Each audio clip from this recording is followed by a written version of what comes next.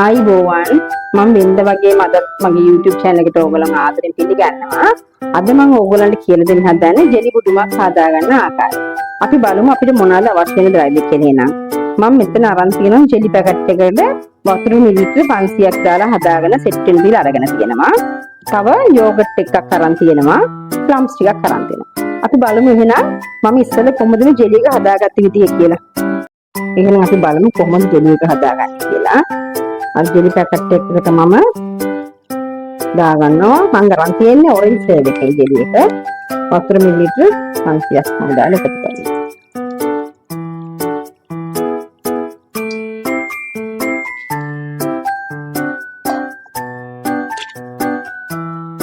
දාලා හොඳට දී කරලා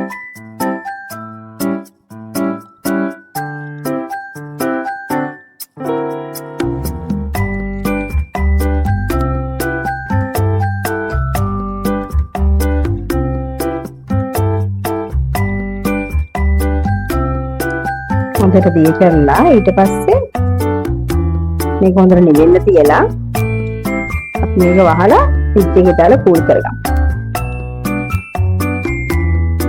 හරි මෙන්න මේ වගේ දැන් හොඳටම මේ ජෙලි එක නිවිලා තියෙන්නේ. ඊට පස්සේ මම මෙන්න මේ අකට පේනකින් වහලා ෆ්‍රිජ් එකේ පල්ලෙහා කොටසේ සෙට් වෙලා තියනවා.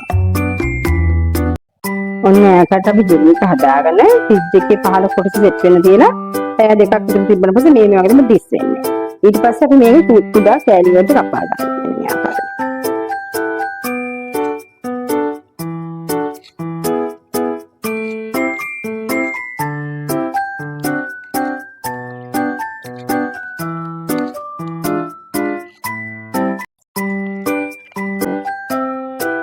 Nah, kata aku jadi tikai.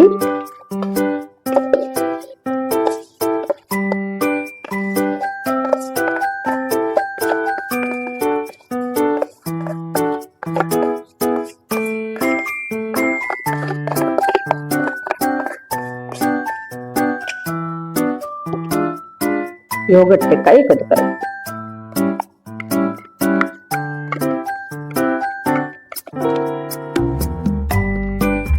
කරගෙන අපි හොඳට එක වෙන් කරගන්න.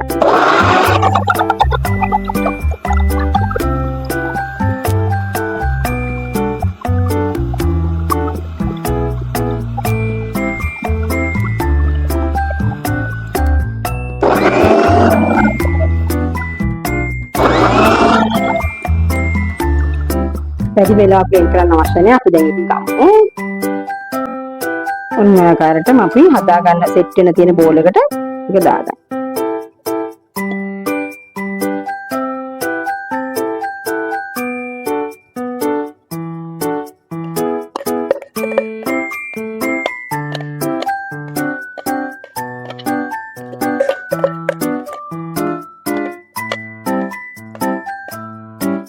හොඳ ක්‍රීම් එකක් තමයි අපිට දෙන්න කෑට පස්සේ දැක්කම හම්බෙන්නේ මොකද අර යෝගට් කොහොම දෙන්නද නේද පොඩ්ඩක් අතුවන්න හැන්දේ පොඩි කරාමයි කරකේන ගතිය රයික මේක ඇටයි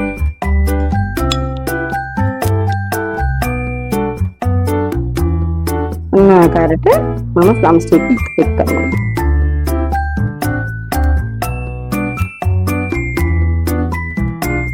ඕගොල්ලන්ට මේ වෙලාවේ කැමති නම් පජුණක් පුළුවන් හිමෙට කපලා දාගන්න.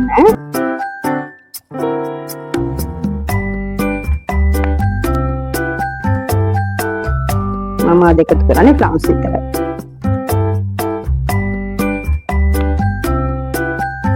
වැඩිපුර එකතු කරන්නේ රසයි. රස වගේම ලස්සනකුත් තියෙනවානේ.